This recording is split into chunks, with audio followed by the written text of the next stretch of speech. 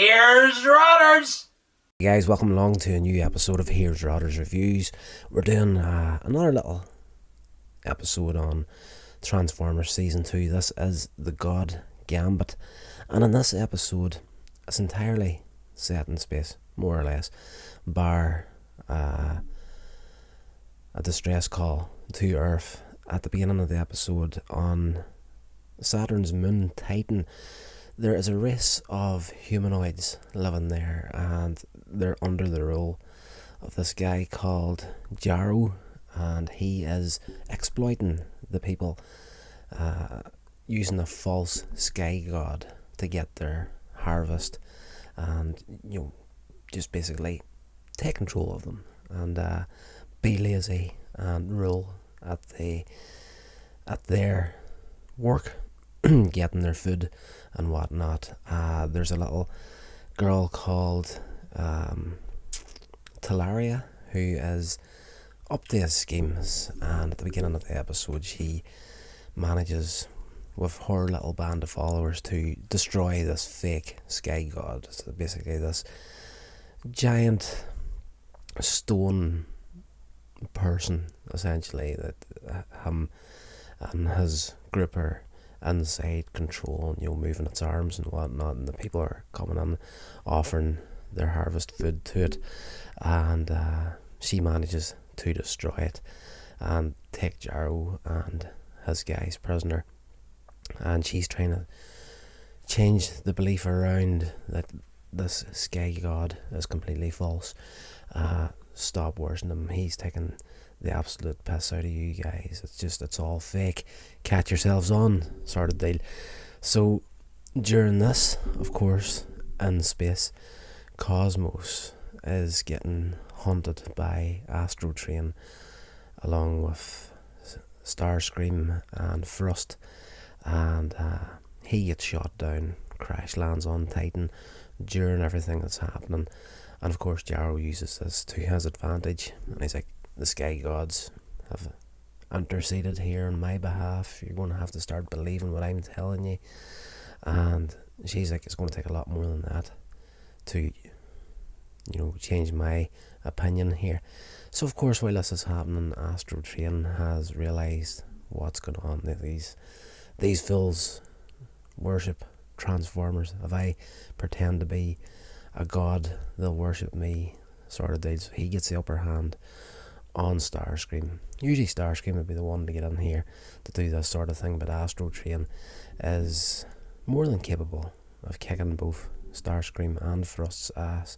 So he, puts them in their place, and they take control of Titan, essentially, pretend to be these false gods, while trying to get hold of whatever information that Cosmos had that he was trying to get back to the Autobots. He was going to, at the order of Optimus Prime, send the information over the radio to Autobot headquarters, but Perceptor was like, Red Alert was like, don't do that. If the Decepticons intercept that message, we're done for. Whatever this is, Cosmos has discovered on Titan. And it turns out there's these energy crystals there that are, take the balance of the war to the Decepticons' favour. And Astro Train finds this out, but he's gone off and won as the false god. He's like, this is my domain now, sort of a thing. So Cosmos is deactivated at this point through the fight and the crash. He is deactivated because of a simple loose wire, sort of a deal. So Talaria, hearing this, she manages to reconnect this wire and gets in contact with Optimus Prime. As soon as this wire's connected, this little panel opens up on the chest of Cosmos. He still hasn't reactivated at this point, and Talaria gets to talk to Optimus Prime, and he sends Omega Supreme along with Perceptor and Jazz to Titan to try and sort the situation out. He was going to go himself, but Perceptor steps in and says, like, okay, right, you're too important to the Autobot cause. If we lose you, we're in serious trouble. So they go in his place, and they get the Titan, and all hell ensues, essentially, in the battle between these guys to try and defeat Astro Train and the Decepticons. Omega Supreme his power supplies are dwindling, so he gets as far as Titan, but he can't transform to robot mode, so he's trapped in rocket form while Jazz and Perceptor are trying to sort things out.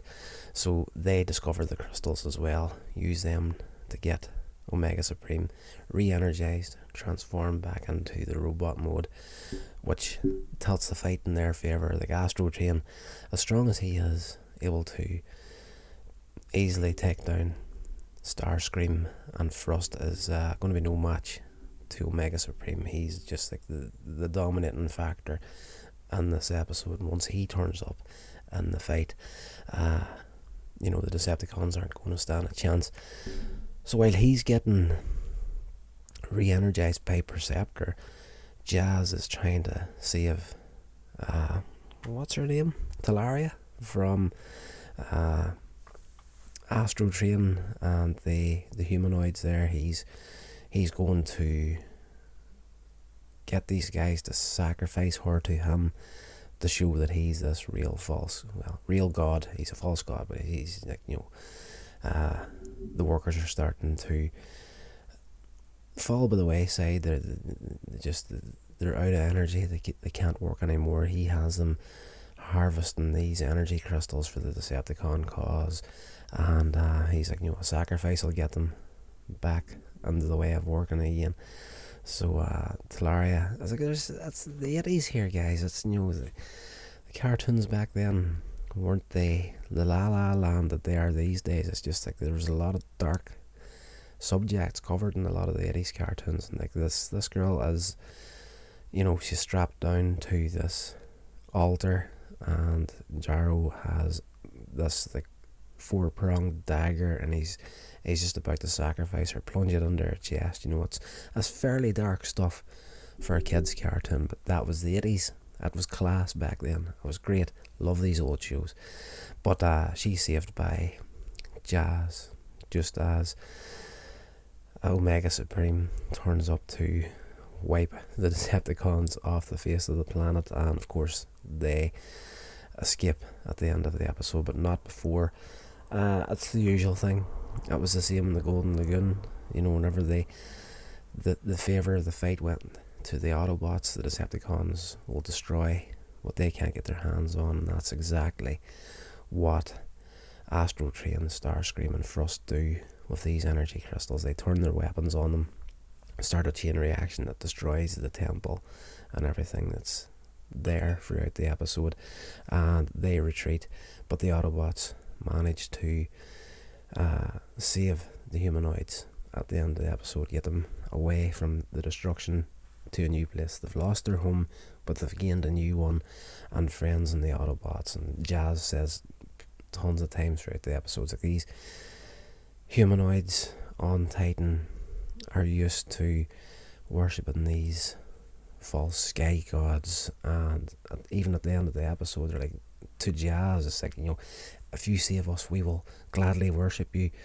And Jazz is like, we're not gods, we're just fancy robots, but it's a great little episode, a bit of a change up from the Earth set environment of the majority of season 1 and season 2, and getting them back into space onto a different planet is just a nice little change from the usual fare of the Transformers up to this point. This is a great little episode, and honestly it's one that I had completely forgotten about. Like, I've seen, at one stage or another, I have seen all the episodes of the Transformers, but at 42 years old, it's been quite a long time since I checked them out, and this one here was a genuine little treat for me, and it was good to see Astro Train getting a little bit of the limelight for probably the first time in the run of the series. So it's very, very good.